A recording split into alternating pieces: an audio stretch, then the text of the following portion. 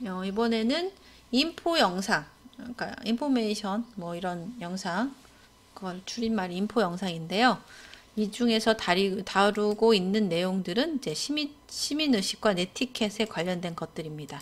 자, 어떤 것들이 시민의식이고 어떤 것들이 뭐 디지털 뭐 시민인지 한번 여기서 살펴보겠습니다. 건강한 시민, 당연히 여러분 다 건강한 시민이겠죠? 뭐가 있어요? 가장 1번이 준법 정신입니다. 그러니까 그러니까 도덕적인 건 좀 둘째 치고라도 가장 기본적으로 지켜야 하는 것은 법이에요. 저희 우리나라도 이제 법치국가이고 대부분의 나라도 각자 로마에 가면 뭐 로마법을 따라야 된다라는 말도 있듯이 거기서 지켜야 하는 어떤 것들을 규정해 놓은 법이 있는데 법은 꼭 지켜야 되는 거죠. 그 다음에 어려운 이웃들에게 도움을 주어야 되는 것은 또 당연한 뭐 시민들면 하나인데요. 우리나라보다는 외국에서 이런 것들을 많이 정해놓고 있어요. 혹시 착한 사마리아인의 법 혹시 들어본 적 있으신지 모르겠어요. 이거는 미국에서 이런 법을 만들어 놓았다고 하는데 미국에도 이제 주마다 다르기 때문에 이게 다 적용되는지는 잘 모르겠어요. 이런 거 있잖아요. 마리화나가 합법인 주가 있고 불법인 주가 있어요. 뭐 이런 거가 있고 주마다 법들이 다르기 때문에 미국은 좀 그걸 살펴보시는 게 좋을 것 같습니다. 착한 사마리아인 법은 뭐냐면 그 예전에 여러분 기독교인이거나 뭐 성서를 읽어보신 분들은 들어보셨을 거예요. 그래서 착한 사마리아인이 있었습니다. 그러니까 그런데 이거는 착한 사마리아인이 아니라 유대인이 길을 가다가 강도를 만나가지고 상처를 입었어요. 상처를 입고 길에 쓰러져 있는데 이를 보고서 지나가던 유대인 제사장이 그 당시에 제사장이 굉장히 높은 지위에 있었잖아요. 유대인 제사장과 뭐 레위인 이런 사람들은 유대인 같은 종족 같은 민족임에도 불구하고 그냥 지나쳐 버렸어요. 그런데 전혀 상관이 없는 같은 뭐 민족도 아니고 그런데 유대인에게 그동안 막 멸시를 받아왔던 사마리아인이 있었어요. 근데 그 사람이 오히려 유대인인데도 유대인만 봐도 막 치가 떨릴 수도 있잖아요. 그런데 측은한 마음에 이제 쓰러져 있는 사람을 이제 구해 주었다고 합니다. 그래서 이 일화에서 나오는 것을 따가지고 이제 착한 사마리아인의 법이라고 만들어졌어요. 그래서 뭐 모든 사람에게 우리가 뭐 도와줄 법적인 의무는 조금 없을지언정 도의적인 책임은 있잖아요.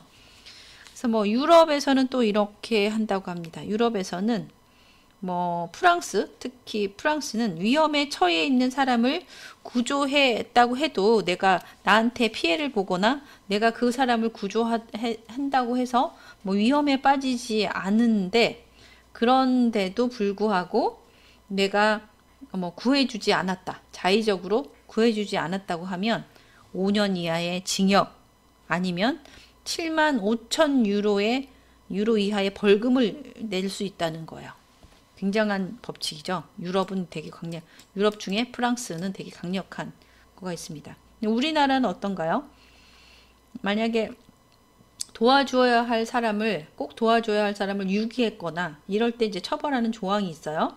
근데 이제 모든 사람에게 다 통하는 것은 아니고 보호가 꼭 필요한 사람들 있잖아요. 뭐 아이들이거나 아니면 있잖아요. 부모가 자식을 방치했다거나 이러면 요새 처벌하잖아요. 요새 그 구미의 3살 여아를 방치해 놓고 6개월인지 몇 개월간 해가지고 거의 오랫동안 방치되어서 거의 미라 상태에서 발견된 아이를 이제 엄마를 찾아가지고 뭐 지금 처리 중에 있잖아요.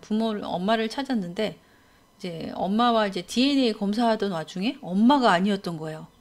이제 아랫집에 살고 있던 외할머니가 뭐 지금 49세인가 그런 걸로 제가 뉴스를 본 것 같은데 외할머니가 친엄마였던 거예요. 그러면 이게 어떻게 된 일일까요?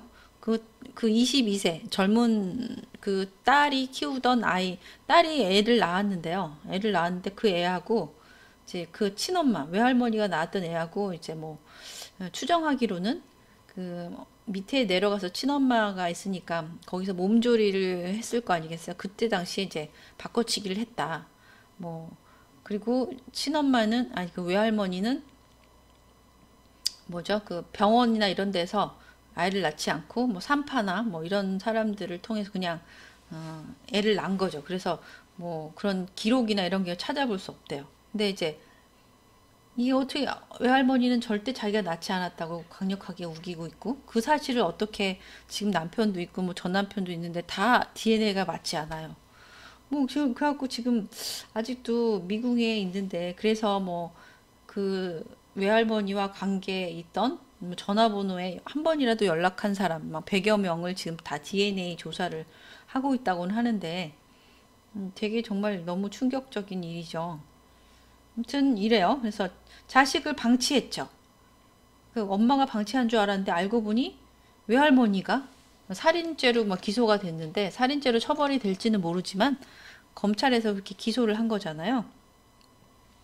뭐 아무튼 그렇게 했습니다. 그리고 만약에 이제 교사가 학교에 있을 당시 학교 생활을 할 그 시간에는 학생에 대해서 어떤 보호해야 되고 할 의무가 있어요. 그런데 그 사이에 뭐 사고가 났다거나 뭐를 문제가 생겼는데 걔를 어떻게 조치를 취하지 않고 이제 놔둬버렸다거나 뭐 직무를 유기했다거나 이렇게 하면 처벌 대상이 되는 거죠. 이제 세 번째는 이제 그런 거예요. 그러니까 어려운 이웃들에게 도움을 주어야 되는데 우리나라는 약간 도의적인 책임 아니면 보호해야 될 의무 있는 사람에게만 이제 법적인 도움 이렇게 처벌이 가지고 나머지는 처벌이 되지는 않습니다. 뭐 그런 거고요. 그런데 어쨌든 처벌이 되느냐 안 되느냐가 중요한 게 아니라 어려운 사람을 보면 도와주어야 하는 것이 뭐 선진 시민의 어떤 역할이 아닐까 싶어요. 세 번째는 이제 사회 공동체에 우리가 뭔가를 기여해야 되잖아요.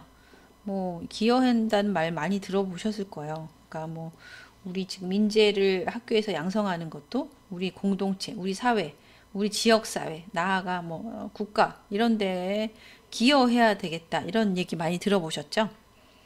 그래서 혼자서는 살 수 없기 때문에 이제 서로 도와가면서 어떤 사회에 도움을 될 수 있는 이런 것들을 이제 많이 해야 된다는 얘기가 많이 되잖아요. 그래서 요새는 뭐 인공지능이라든지 로봇이라든지 이런 것들이 뭐 많이 공동체 이런 것들이 많이 나오면서 대체를 하기도 하고 인류의 뭐 나중에 안녕을 위협한 대상이 되기도 하고 막 이게 굉장히 복잡해졌어요. 그래서 어쨌든 이제 공동체 정신을 이제 우리가 계속 어, 이끌어 가지 않, 공동체가 정신이 계속 없어져 버리면 어쨌든 위험에 빠지게 되는데 어, 우리가 협력 정신, 그러니까 다 이제 어쨌든 다 일맥상통하는 개념인데 나 혼자 살아갈 수 없기 때문에 여러분이 내가 누구한테 선의를 베풀면 나중에 누군가가 또 저한테 그게 다 되돌아온다고 해요. 부메랑이 되어서 되돌아온다고 하니까 그런 말을 되게 살아보다 보면 그런 말을 많이 듣거든요. 여러분이 지금 어떤 누군가나 선의를 베풀고 도움을 주었다고 하면 언젠가는 여러분이 다 되돌아올 것입니다. 만약에 반대로 여러분이 다른 사람에게 피해를 입히거나 나쁜 일을 하면 다 돌아온다 그래요. 그래서 절대 그렇게 하면 안 된다는 거죠. 자, 마지막으로는 이제 정치에 참여하는 방법이 있는데 여러 가지 방법 중에 가장 기본적으로 이제 투표권 행사가 있죠. 이거 말고도 뭐 인터넷으로 하는 참여하는 여러 뭐 투표, 인터넷 그런 거 말고도 있어요. 있는데 이제 가장 대표적인 게 투표권 행사입니다. 뭐지 아담 스미스의 국부론이나 이런 데 책을 보면 저도 잘 읽지는 않았지만 내용은 중요한 내용은 그거죠. 이제 내가 정치에 무관심하고 참여를 하지 않아요. 이런 사람들이 하나둘씩 늘어나다가 정말 거의 대부분이 정치에 참여하는데 무관심하다고 하면 나중에 이상한 사람들이 정치인을 해가지고 다 그게 이상한 독재 정치 막 이런 데다가 지배당할 수가 있다는 거예요. 항상 내 손으로 뭔가 직접 참여하는 정신 이런 게 갖춰져야 된다는 거죠. 지금 미얀마가 굉장히 위험하잖아요. 그래서 군대가 이제 시민들을 정말 막 사살하고 그 학살하고 이런 것이 막 하루에도 계속 뉴스에 나오는데, 그러니까 우두머리, 우리 정말 우리의 그 정치 참여는 어떤 대표자를 뽑는 거 아니겠어요? 우리의 이런 대표자를 이렇게 뽑는 거죠. 우리가 다 일일이 다 할 수 없으니까 대표자를 뽑아서 이 대표자가 우리를 대신해서 무언가를 해달라는 거잖아요. 근데 이 사람을 잘못 뽑았다. 그러면 이제 여기가 우리를 위해서, 우리 공동체를 위해서 하는 것이 아니라 자기만을 위해서 할 수가 있죠. 자기만을 위해서 할 수도 있고, 자기만을 위해 이 전체적인 거는 다 없애버리고 자기 혼자 살아남기 위해 뭔가를 할 수도 있는 거예요. 그러니까 되게 그런 뭐 사례들이 굉장히 과거부터 있기 때문에 항상 정치 참여를 적극적으로 해야 된다는 거죠. 자, 이 중에 이제 여러분 이 사람은 아실지 모르겠어요. 나탈리 포트만이라 그래서 샤넬, 디오르 향수인가요? 뭐 이런 광고에도 나오는 사람이에요. 혹시 여러분은 그거 모를 텐데 그 레옹이라고 아실지 모르겠어요. 어렸을 때 레옹 역할을 해서 처음 나왔는데요. 이 사람이 최근에는 뭐 스타워즈, 어벤져스, 뭐 블랙스완 들어보셨는지 모르겠는데 그런 영화에 출연한 되게 유명한 배우입니다. 근데 이 사람이 유대인이에요. 그래서 예루살렘에서 태어났어요. 그래가지고 유대인의 뭐 어떤 노벨상이라고 불리는 제네시스 상에 선정됐대요. 선정됐는데 이제 수상을 거부했다고 합니다. 수상을 거부했는데 어떻게 왜 했냐면 나는 뭐 이스라엘인이죠. 이스라엘인의 뭐 음식, 책, 영화 이런 것들 다 사랑하고 이스라엘은 나치 유대인 대학살 피해자로부터 뭐 이스라엘은 난민들을 위한 피난처로 세워졌는데 뭐 잔혹한 뭐 행위, 오늘날의 잔혹한 행위, 뭐 고통받는 이들의 학대 이런 것들도 아직 뭐 이런 나의 유대인 가치와 맞지 않는다. 그래서 나는 뭐 폭력과 부패, 평등, 권력 남용 뭐 이런 거에 우리 끝까지 대항해야 한다. 그렇게 정의를 하고 그렇게 말을 하고 있고요. 또 한 가지는 나의 입에서 나오는 어떤 말만 꼭 믿어라. 내 입에서 나오지 않는 말은 거짓이다. 자기 입에서 나오는 좀 흉한가요? 뺄까요? 아무튼 나의 입에서 나오지 않는 말을 믿지 말라라는 거예요. 뭐 누가 그러던데 이랬다는 거 아니고 이 사람이 직접 말하지 않았다고 하면 절대 믿지 말라는 겁니다. 그래서 요즘 굉장히 매체들을 통해서 이게 가짜 뉴스인지 진짜인지 판별하기 어려운 그런 것들 많잖아요. 허위 정보 이런 것들 그런 것들에 대한 경각심을 여기 일깨웠고 하나는 이제 큰 의미에서 우리는 끝까지 여기 지금 유대인이어서 뭐 항의한다 얘기하는 것보다도 끝까지 모든 폭력이나 부패나 불평등이나 권력 남용 같은 거에 끝까지 우리는 굴복하면 안 된다. 대항해야 한다라고 이제 주장을 하고 있습니다. 그래서 뭐 이스라엘 여러 단체 후원하기 시작했고 뭐 위대한 일을 지원하기 바란다 뭐라고 이제 해주고 있잖아요. 이렇게 영향력이 많은 사람들이 하면 할수록 이제 거기에 많이 동조하게 되고 그 사람을 따라서 뭔가 하는 것들이 많이 생기죠. 이런 사람들이 많아야 될 것 같아요. 그래서 자, 여기서 그런 것과 결부지어서 글로벌 시민이라는 게 나오는데요. 글로벌 시민이 되기 위한 소양이 첫 번째, 자기 정체성. 이제 일단 나를 알아야 돼요. 내가 누구인지를 알아야 되고, 그 다음에 건강한 가치가 무엇인지를 알아야 건강한 가치에 대해서 이제 잘 가는 거죠. 그 다음에 이제 균형 잡힌 자세예요. 그러니까 나와 우리, 그 다음에 공동체, 뭐 이런 게 있잖아요. 그 다음에 우리나라, 그 다음에 전 세계 이런 것들이 점점 커지는 이런 관계에서 균형 잡힌 자세를 가져야 돼요. 그러니까 만약에 내가 우리나라만 속해 있는 우리나라만 너무너무 중요시 하다 보면 극우주의자가 될 수도 있어요. 세계에 우리나라를 배제한 뭐 지금 외국에 그런 일이 많이 있잖아요. 지금 코로나가 동양 중국에서 발생했는데 동양인을 막 학대, 지금 어제도 막 유혈 사태, 그다음에 막 뭐죠, 그 막 이렇게 총으로 쏴서 죽이는, 사살해가지고 하는 사태가 지금 뭐 애틀란타인가 어딘가 벌어진 것 같은데요.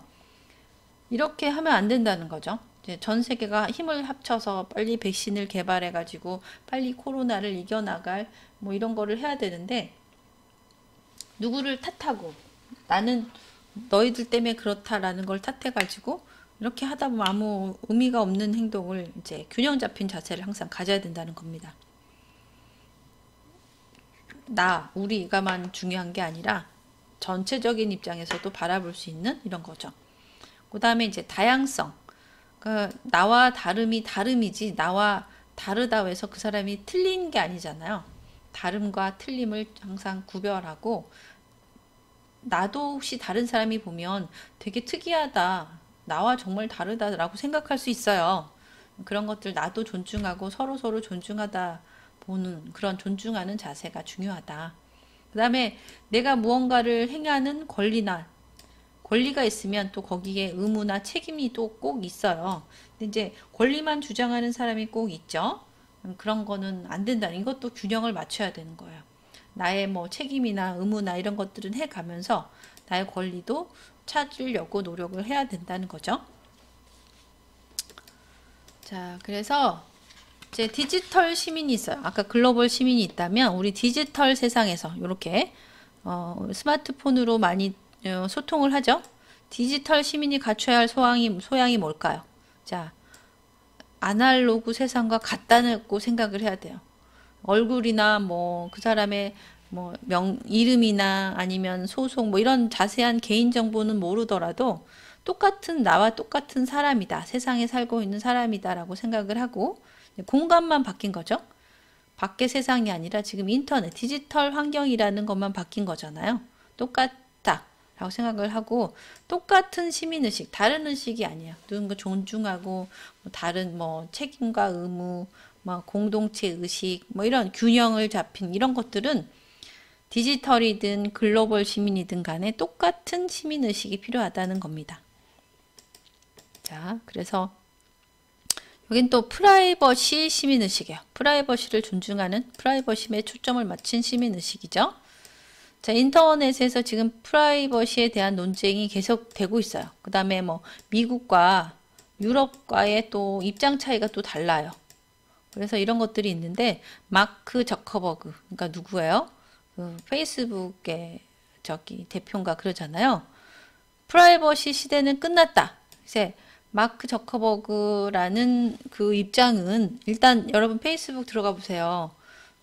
다른 사람의 정보 쉽게 볼 수 있고, 막 쉽게 계속 그 추천하고 나의 이런 것들을, 여기는 표현의 자유를 훨씬 더 중요시합니다. 그래서 노출하고 싶지 않지만 자꾸 친구에게 친구 추천 권유하고 막 이런 것들을 자동으로 인공지능으로 막 하는 걸 볼 수 있잖아요. 그것도 좀 너무 그런 것 같고. 자, 스티브 잡스는 어떤 말을 했냐면, 애플을 이제 창시자죠. 근데 이제 안 계셔서 문제이긴 하지만, 프라이버시에 대해서 이제 실리콘밸리의 다른 기업들과 전혀 다른 관점을 갖고 있어요. 다른 기업들은 어때요? 여기랑 비슷하겠죠. 표현의 자유를 되게 중요시하는 입장이에요. 미국은 자유예요, 자유. 유럽은 훨씬 더 프라이버시를 지키고 보호하려는 입장이죠. 관점을 가지고 있고, 그다음에 그런 다른 기업과 전혀 다른 관점을 가지고 있고, 프라이버시를 정말 소중하게 생각하고 있어요. 근데 이제 페이스북이나 이런 데서 미국의 대부분의 그냥 기업들은 어쨌든 자본주의의 진짜 대표적인 나라잖아요. 대표적인 자본주의 국가이기 때문에 이제 프라이버시보다는 이제 표현의 자유를 더 추구하는 편이 훨씬 이익 추구 면이나 그런 게 훨씬 좋겠죠. 그런 것 때문에 이익 추구를 많이 하는 입장이고, 이제 애플은, 스티브 잡스는 오히려 반대였다는 거예요. 어떤 곳이 뭐 프라이버시가 보장되는지, 뭐 아니면 어떤 곳은 보장이 안 되고 노출이 잘 되는지를 명확히 알아야 돼요. 그래서 여러분이 처음부터 신중하게 골라야 된다는 거죠. 근데 보장이 되더라도 이제 만약에 타인의 프라이버시도 함께 나도 보장을 받아야 되는 권리가 있는 동시에 다른 사람도 존중을 해야 된다는 거, 항상 상대적인 것들을 항상 잘 갖고 균형 있는 감을 가져야 되고, 나의 권리와 어떤 다른 사람의 존중, 책임 이런 것들이 함께 고려를 해야 된다는 거 항상 잊지 않으셨으면 좋겠습니다. 디지털 시민에 대한 탄생이 되었는데요. 그것과 관련한 잊혀질 권리라는 게 있어요. 이게 도대체 무엇이냐면, 여러분이 과거에 어떤 이거 있잖아요. 과거에 나의 정보가 있을 텐데, 어렸을 때부터 무슨 뭐 유치원, 뭐 초등학교, 중학교, 고등학교 이런 정보들, 거기 학교 정보뿐만 아니라 뭐 여러 개 있을 수 있잖아요. 이런 개인에 대한 정보들이 있을 거예요. 그리고 나의 변화하는 모습이라든지 뭐 평판이 사람이 갑자기 막 좋아졌을 수도 있고 그렇잖아요. 사생활에 어쨌든 나의 프라이버시에 관련된 것들이 있는데 그 정보를 노출하고 싶지 않을 수 있잖아요. 그런 과거의 정보는 없애고 싶을 수도 있어요. 없애고 싶거나 삭제하고 싶거나 아니면 다른 사람에게 그거를 아예 접근을 못하게 하고 싶은데 이게 막 막 나도 모르는 연예인, 특히 연예인 같은 경우 막 흑역사 이런 거 있잖아요. 흑역사도 있고 막 그 학교 다닐 때는 잘 꾸미지 않고 막 그 성형 전 성형 후 뭐 이런 것들이 많이 보이는데 그 사람들은 얼마나 그 옛날에 과거의 모습을 삭제하고 싶겠어요. 그쵸? 남들은 나만 알고 싶은 흑역사 있을 수도 있잖아요. 그런 것들을 이제 정지시킬 수 있는 권리예요. 그러니까 말 그대로 아예 기억 속에서 잊혀질 권리. 이거를 내가 정하는 거죠. 누군가가 뭐 어떤 뭐 무슨 학교에서 졸업사진 찍었다고 그래서 그런 저작권이 학교에 있는 건 아니잖아요. 뭐 이런 것들에 대한 법제화를 이제 하기 시작했어요. 우리나라는 이제 2016년 4월 29일부터 이제 인터넷 어떤 게시물 전체적인 것이 아니라 자기 게시물 접근 배제 요청권 가이드라인이 있습니다.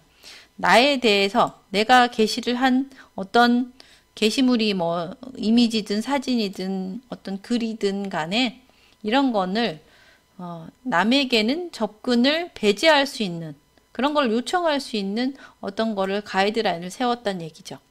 그래서 그런 것들에 관련된 것이 우리나라는 2016년에 잊혀질 권리에 대한 내용이고요. 유럽연합은 어땠냐면 보세요. 옛날부터 1995년 그러니까 우리보다 한 20년 전부터 정보 보호의 지침 아래에서 지침을 했고 공표 이래에 지속적으로 여기는 계속 그 프라이버시를 존중하는 그런 입장이죠. 유럽은. 그래서 지속적으로 개인정보 보호라든지 이런 문제에 관해서 미국과 전혀 다른 입장이었어요. 굉장히 전향적이면서 굉장히 적극적인 입장이었습니다. 그런 입장이어서 이게 뭐 개인의 정보에 대한 수집과 보관 아니면 그것을 이용하는 문제 이런 것들에 대한 개인의 인격권이라는 관점에서 접근하죠. 이 모든 것들이 개인의 인격 하나의 인격체로 보고 그것과 동일하게 바라보는 관점 거기에서 접근을 하고요.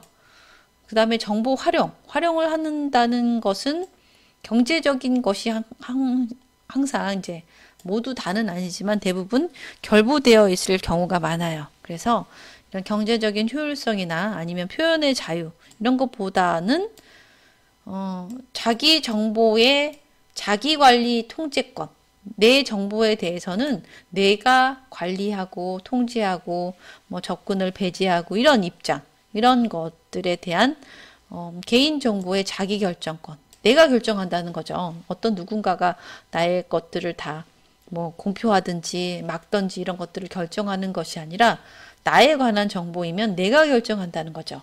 이게 이제 이런 인격권을 훨씬 더 중시하는 입장이었습니다. 유럽은. 대신에 미국은 어때요? 표현의 자유, 거기에 초점이 맞춰져 있어요. 그래서 경제적인 효율성 이런 쪽에서 굉장히 자본주의적인 냄새가 많이 나죠. 그런 입장이었습니다. 자, 미국은 좀 더 자세히 보면, 자, SNS 아까 마크 저커버그, 페이스북 같은 대표적인 그런 SNS인데, 여기 같은 경우에는 프라이버시를 스스로 일정 부분 표시하면서, 이제 이거는 나중에 어디 들어가서 설정해서 이제 표기를 해야 되는 부분이 있어요. 조금 더 나의 프라이버시를 지키기 위해서 조금 더 많은 절차, 그리고 약간 더 까다롭게 만들어 놨다는 거죠.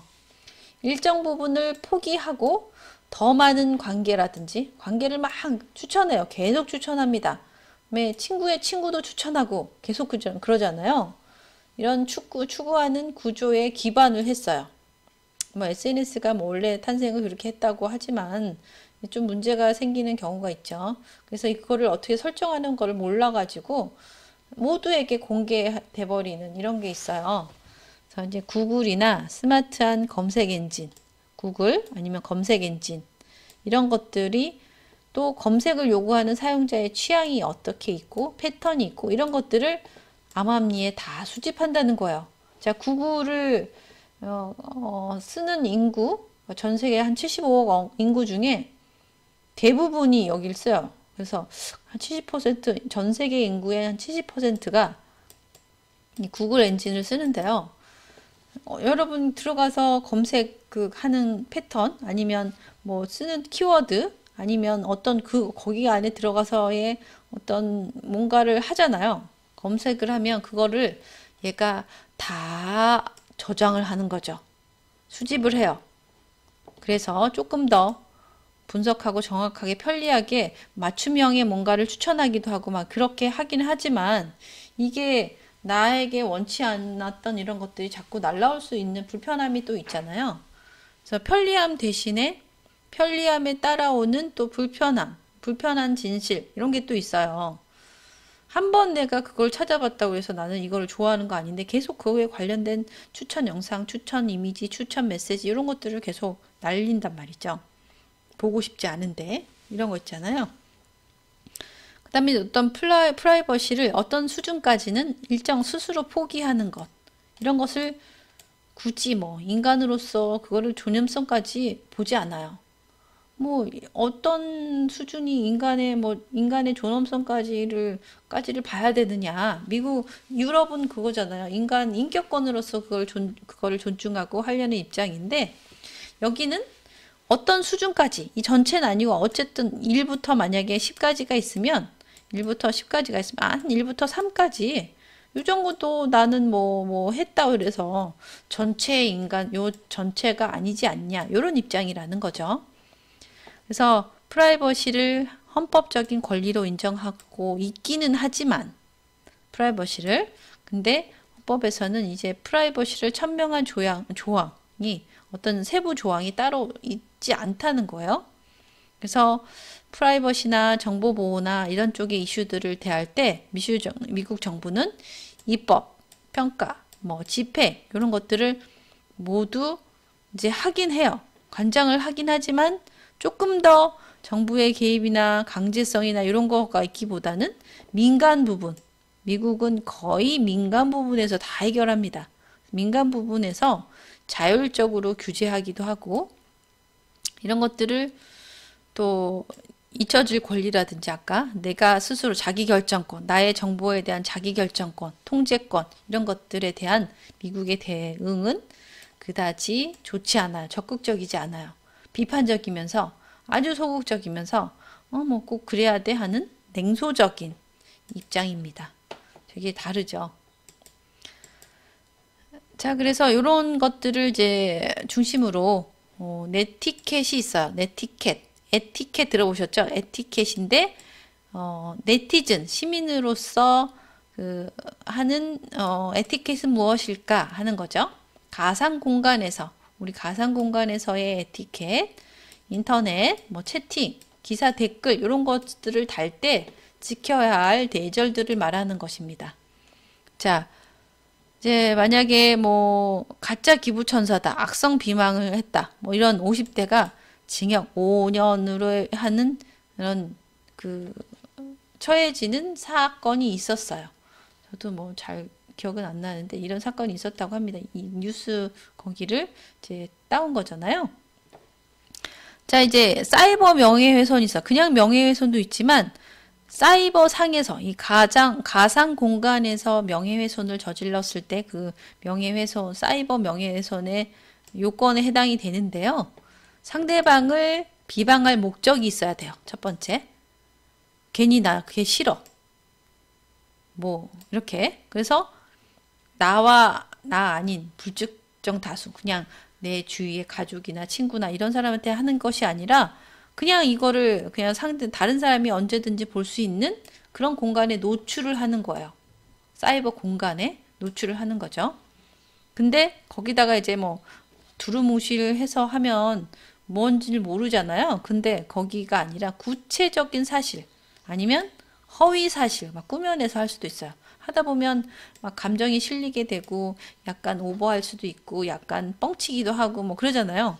이런 사실을 적시했어요. 노출시키고 막 게재했죠. 그렇게 되면 이제 사이버 명예훼손에 걸린다는 것입니다. 그래서 어떻게 했어요? 우리도 다 이제 네티즌에 해당 가상 공간에서 많이 뭔가를 해결하기 때문에 어때요?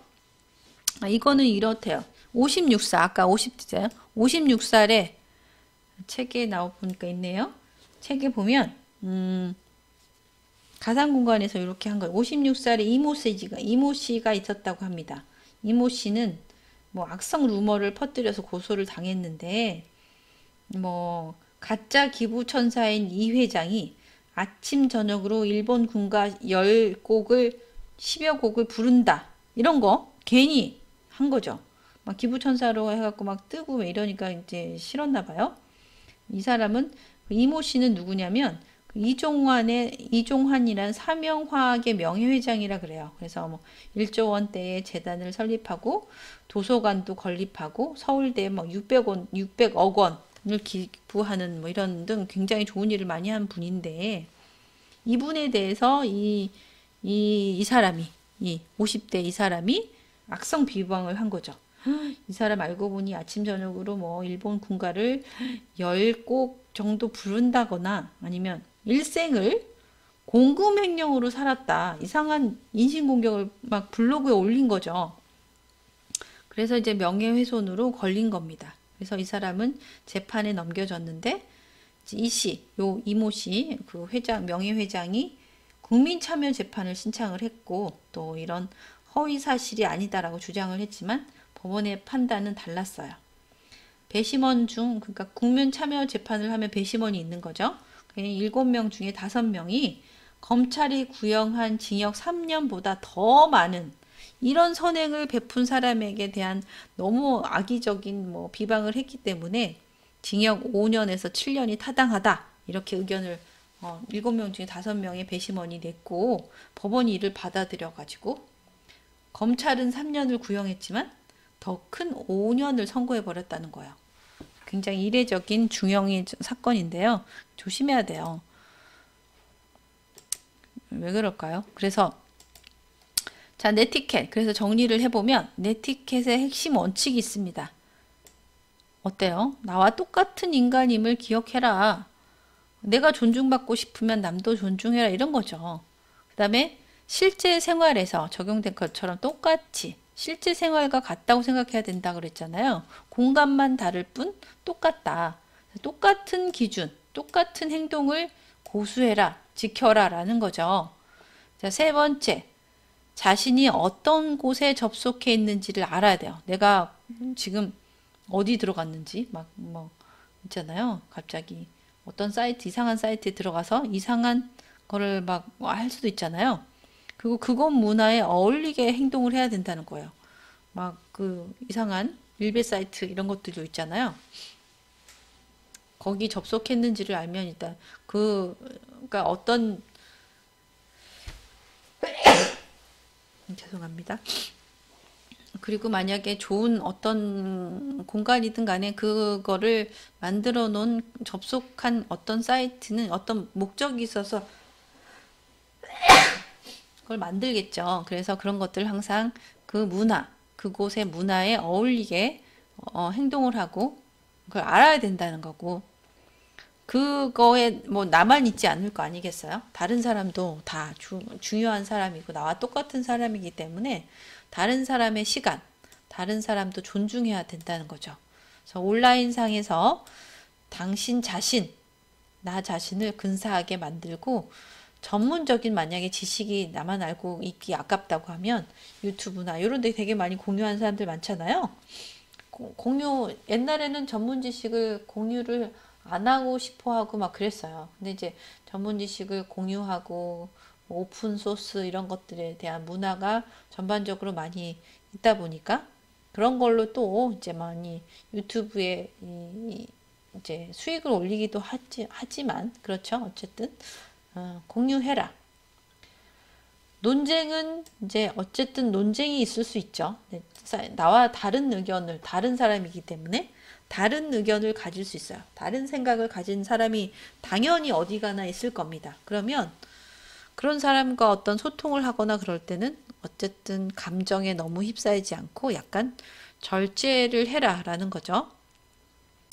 나와 다른 사람의 뭐 사생활 또 당연히 있을 거니까 뭐 프라이버시 존중해 이런 거죠. 그다음에 당신의 권력, 내가 혹시 만약에 권력자다 남용하지 말라는 거죠. 내가 나의 권력도 있지만 나의 부모님의 권력을 이용하는 사람도 가끔 있어요.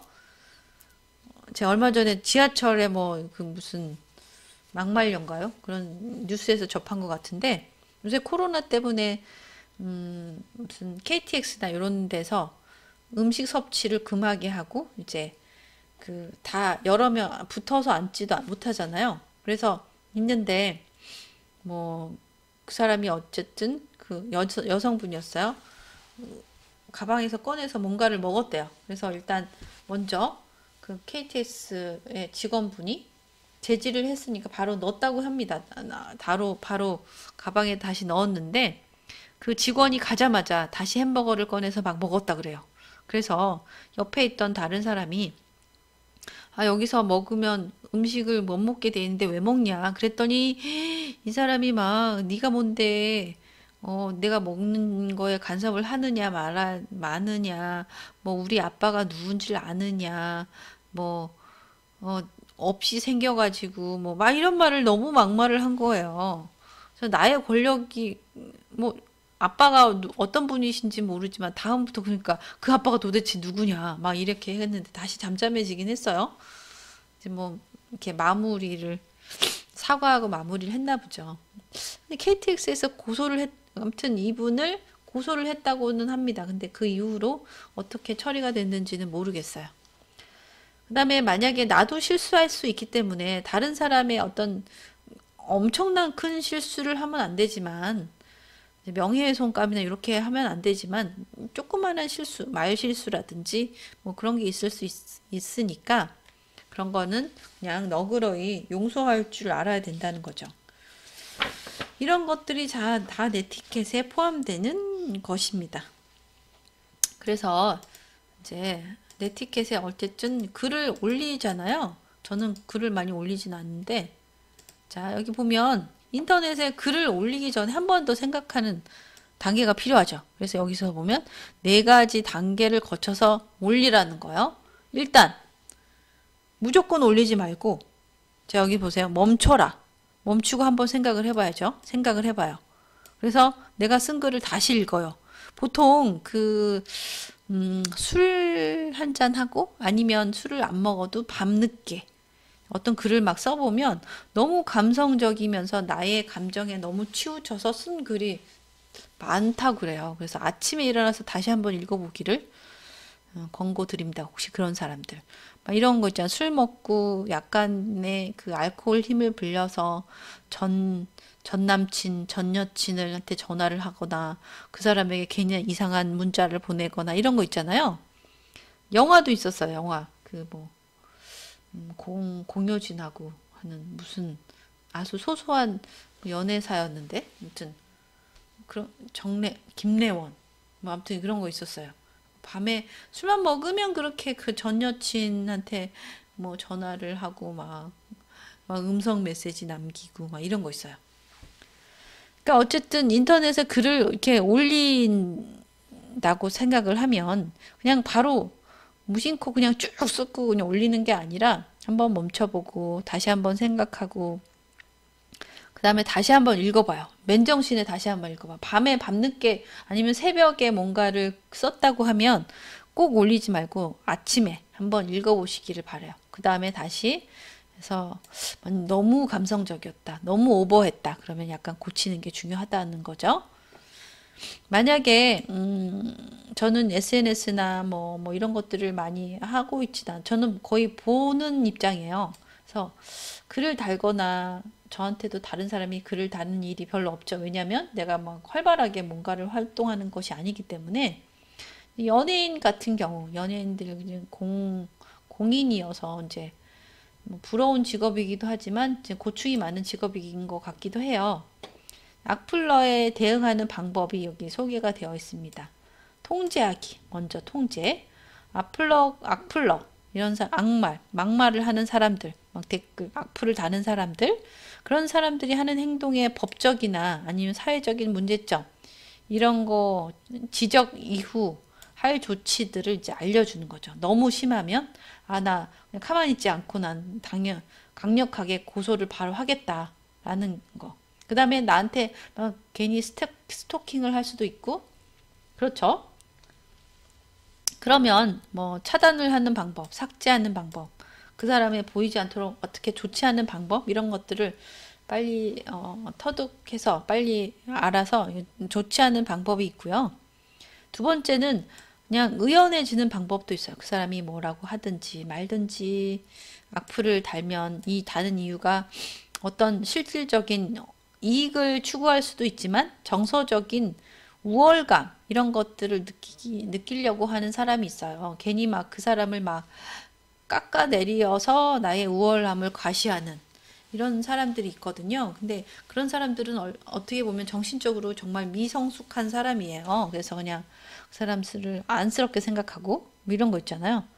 내가 힘든 것도 하나고 마음이 아파서 그런 건데 이런 것들이 이성적인 문제가 아니라 어쨌든 감정의 문제이기 때문에 그냥 뭐 그렇구나 안쓰럽게 생각하고 그냥 아유 뭐 이렇게 의연하게 나의 감정을 잘 다독이는 방법을 알아야 되고요. 세 번째는 이제 대화하는 방법이에요. 만약에 이런 경우는 별로 없을 수도 있어요. 악플러에 대해서 굉장히 화가 나고 굉장히 뭐 밉지만 일단은 인간적으로 존재하는 사람이기 때문에 막 그런 거예요. 악플러를 가끔 본 적이 있는데 악플러를 막 고소해가지고 그 사이버 수사대 이런 데서 그 악플러를 찾아내죠. 근데 너무도 순진한 이런 사람들이 그런 경우가 또 꽤 있어요. 이 사람들도 어쨌든 뭐 존재가 사람이기 때문에 의도가 무엇인지를 혹시 알아내고 좋지 않을 때, 의도가 좋지 않을 때는 지금 1번, 2번 이런 법의 법칙, 3의 법칙, 뭐 이거 대화하기 이런 걸로 퇴치하는 방법이 있고 의도가 혹시 좋은 방법, 좋을 수도 있는데 그러면 나중에 뭐 포용을 하거나 나를 더 높이는 방법으로 가야 되겠죠. 대화하는 방법, 그 다음에 3의 법칙을 퇴치하기. 요거를 퇴치하는 건데 내가 믿을 수 있고 나를 지지해 줄 수 있는 친구 한 명씩은 있어요. 여러분은 다 굉장히 두루두루 넓게 사귀는 친구가 있고 깊이 어떤 몇 명을 사귀는 사람이 있어요. 근데 끝까지 나를 믿고 정말 끝까지 나를 지지해 주는 사람은 그렇게 드물거든요. 자, 이런 그런 친구들을 있어야 되고 3명을 구한 다음에 뭐 동시에 악플러를 함께 공동 뭐 이렇게 퇴치하는 방법 그런 게 또 있을 수 있다는 거고 마지막으로는 악플러의 심리를 또 이해하고 불쌍히 여기고 이런 거죠. 그러니까 이거는 처음 당하면 저도 이런 거를 잘 못 참을 것 같은데 그 연예인들인 경우 이제 시간이 가고 이런 것들을 겪다 보면 되게 사람들이 단단해지고 굉장히 포용력이 큰 사람이 되더라고요. 그래서 나도 악플러보다 더 큰 사람이고 나는 그 사람보다 훌륭한 사람이고 이런 것들을 스스로 많이 일깨워주고 그 사람들에게 도움되는 말만 쏘고 나머지는 다 잊어버리라는 거죠. 그럼 어쨌든 그 사람 내가 잘 나가기 때문에 이 사람들이 나를 깎아내리려고 하는 거잖아요. 어쨌든 그렇잖아요. 아무 상관이 없고 하찮은 사람일 때는 그럴 의미가 없는 거예요. 그러니까 어떻게 보면 반대로 생각하면 약간 뭐 이렇게 이해할 수도 있습니다. 그런 면에서 이제 네티켓, 뭐 악플러에 대응하는 방법이 있어요.